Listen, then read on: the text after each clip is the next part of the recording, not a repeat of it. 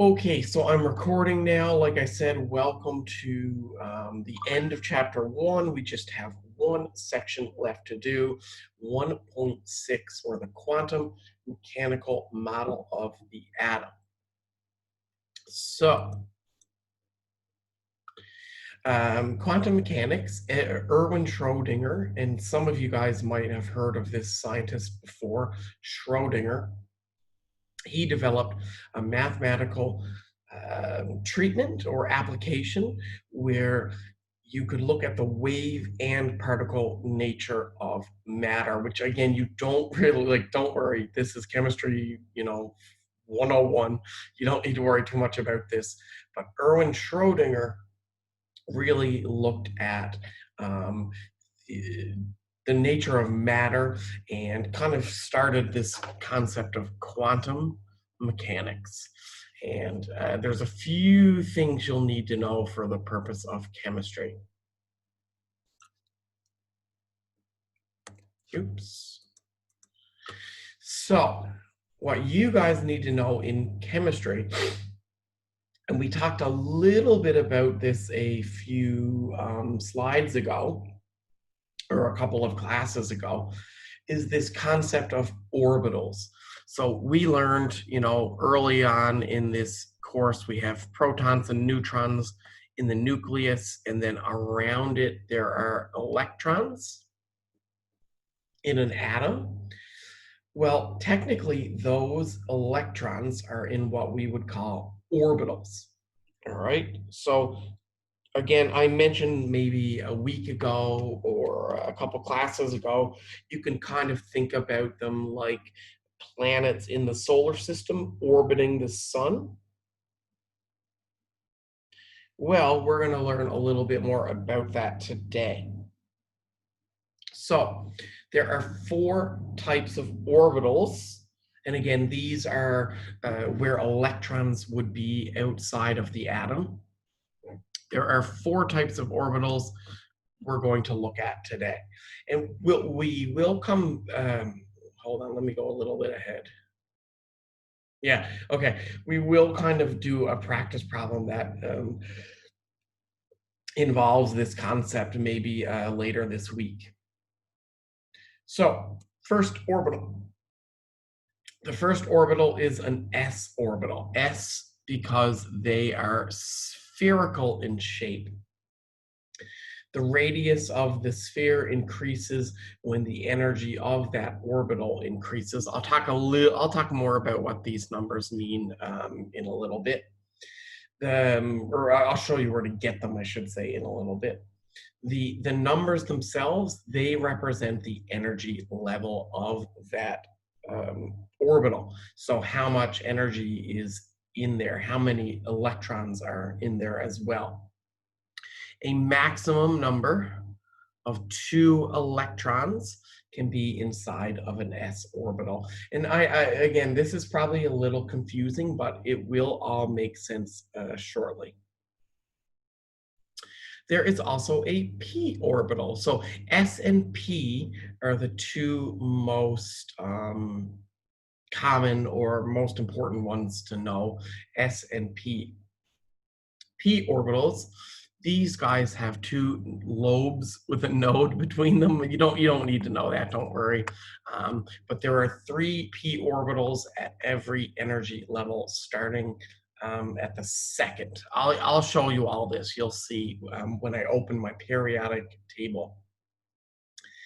Each p orbital can occupy 2 electrons, so that means p orbitals can have a total of 6 electrons in them. So S can only have 2 electrons, P can have 6. And again, I will show you this in a minute. It's easier than it sounds. Just give me a couple minutes and I'll show you.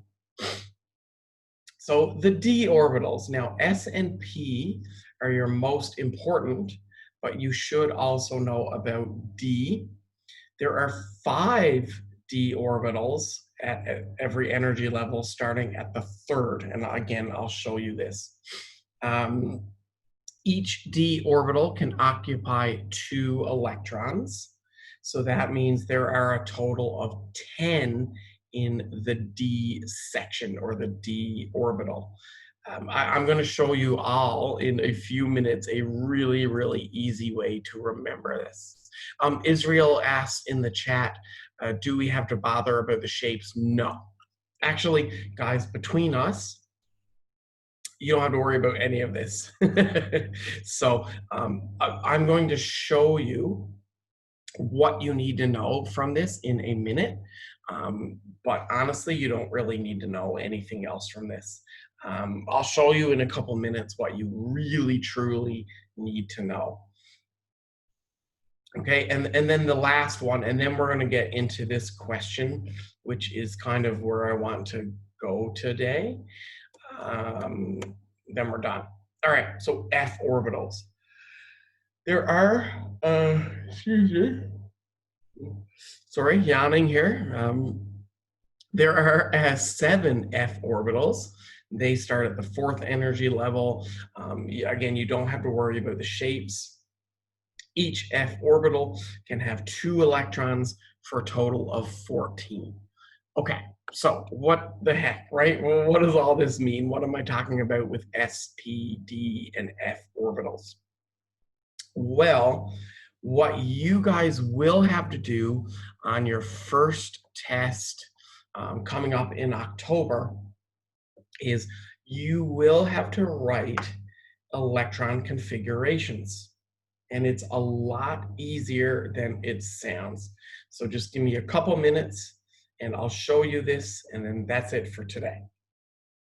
So an electron configuration is kind of like the layout of the atom. It's where the electrons are.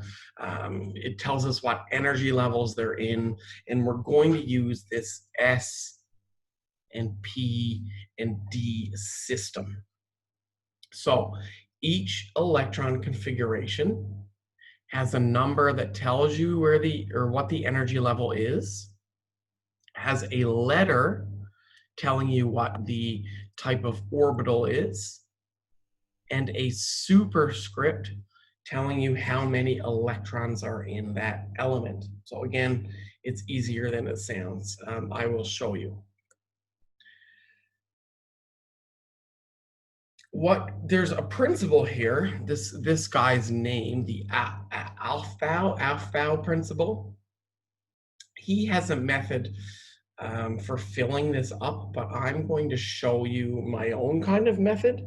It's pretty easy, I think.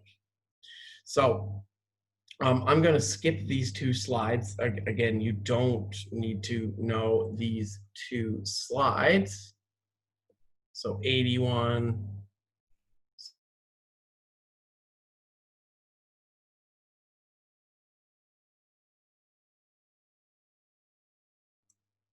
You don't, sorry, I muted myself. You don't need to know these 2 slides, 82 and 81. I'm going to show you what I do or my method here today. Okay. So the periodic table, it looks just like this. And if you guys have been in the lab or you've been in my office, 7242A, I have outside of my office the periodic table. So you guys can pick up this, if you're ever on campus this week, you can get this outside my office.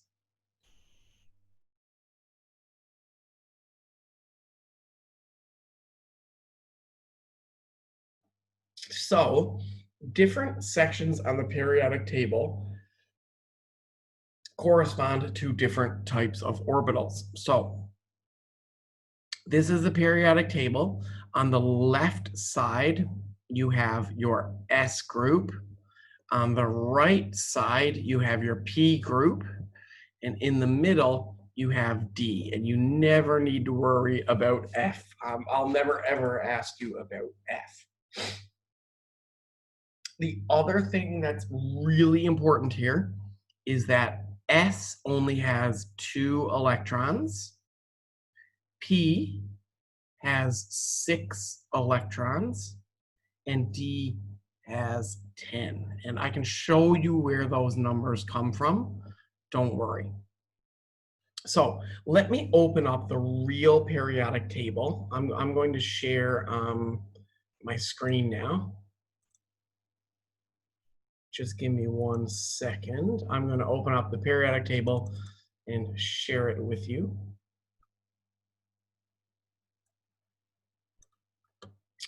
Perfect. Okay, talking to myself, don't worry.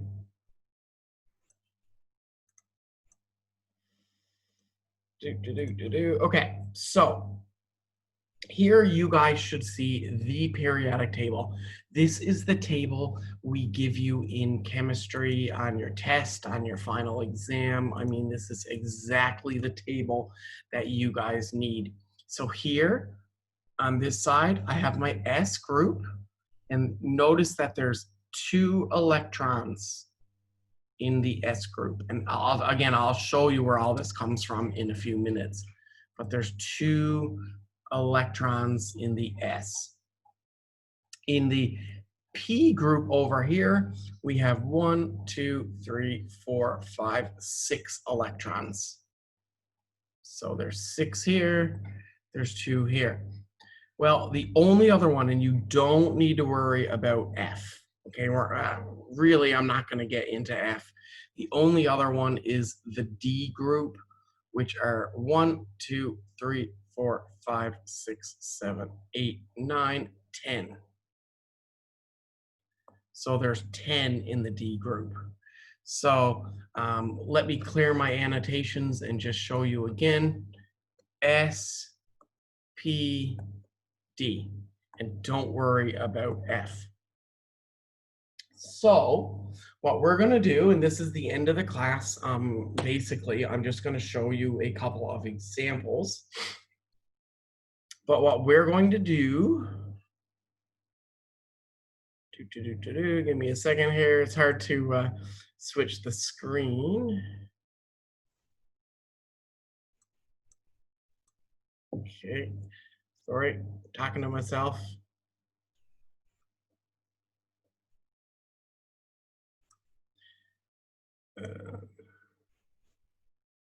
Okay, sorry. What we're going to do is we're going to do these practice problems, and I'll go back to the slide in a second. I'm just going to write this down. What I need to know here: neon, sodium, sulfur, calcium. Okay, so there is a really easy way to write electron configuration, and it's called condensed electron configuration. And what you do is you take the nearest noble gas and put it in brackets. I'm going to show you this now. So guys, together as a team, and this is the end of this class, we are going to do these 4 questions: neon, sodium, sulfur, and calcium. And I'll show you exactly how easy this is. Okay, so if you have a piece of paper in front of you, write down these elements: neon, Ne, sodium, Na, sulfur, which is S, and calcium. And I'm going to open up my periodic table and show you how to do this.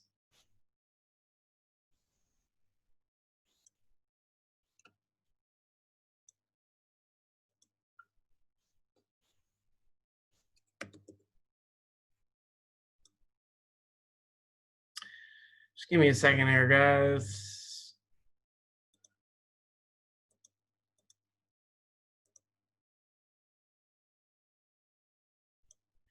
Okay, I hope you can see my screen.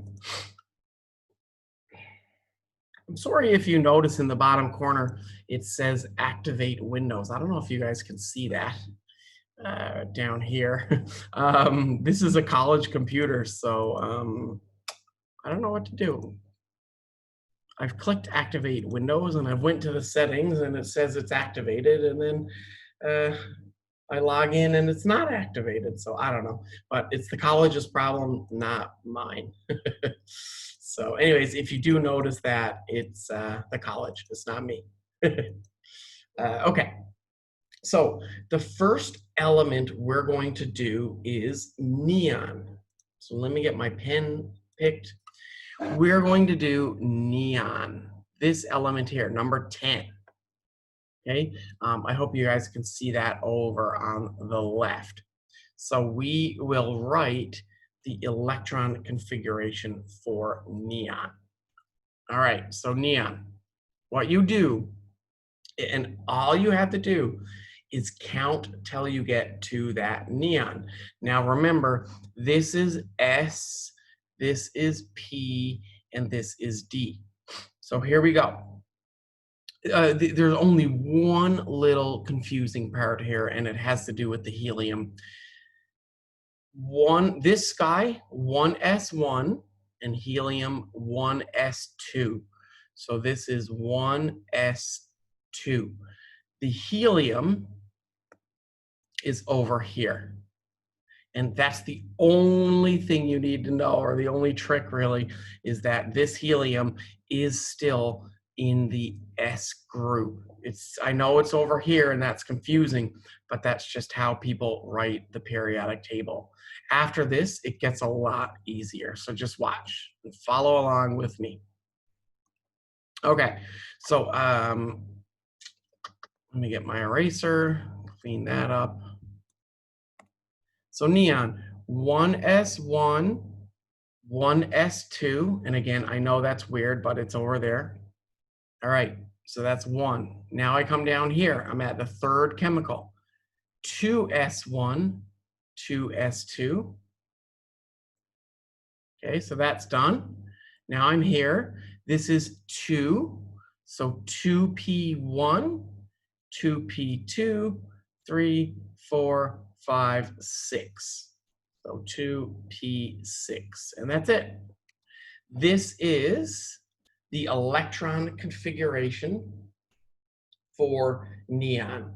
And all of these numbers, I'm going to do another example, don't worry, but all of these numbers up top, they should add to give you the atomic number. So you'll notice that this number here is 10. 2 plus 2 plus 6 is 10. So it works. 2, 4, and then 6 is 10. I'll do another one. Hopefully it'll make more sense when I do the other one. And Asil in the chat there has the correct answer. Okay, so let me do another one. Let me do sodium. Or maybe I should do sulfur. Let me do sulfur, and then you guys can give this a try. So I'm going to do, sorry about that, just had an email. I'm going to do sulfur. Okay, so I have my S group, my D group, and my P group. So I'm counting 1, 2, and I'm trying to get all the way to 16 or sulfur over here, if you guys see me writing.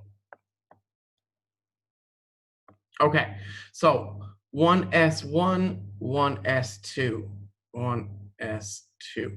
This is my first orbital filled up.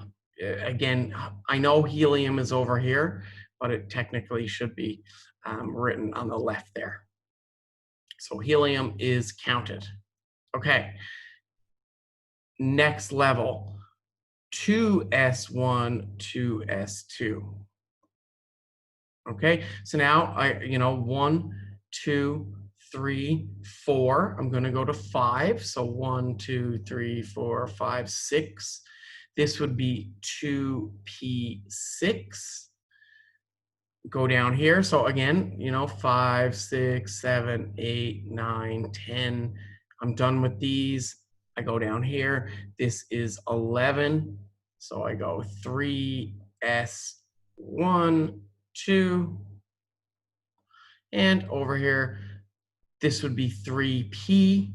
So 1, 2, 3, 4. 4 is where I stop. Now I have to clean this up, I'm sorry, because I'm running out of room. This would be, let me let me clear all this and write it again so it's nice and neat. So sulfur is 1s2, 2s2, 2p6. I think I'm doing this right. 3s2, and then 3p4. There you go. So that is sulfur right there.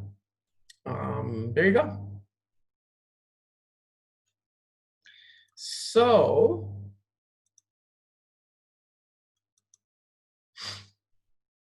what you guys should do today, if it's 1:58, I'm going to finish here now. I have another class and another lab, so I'm going to finish. But what you guys should do today is try the other two. I want you guys to try sodium, Na, and calcium, Ca. Okay, so I'm going to leave it there today. I'm going to hit stop record in a minute. If there's any questions, let me know. But yeah, that's it for today.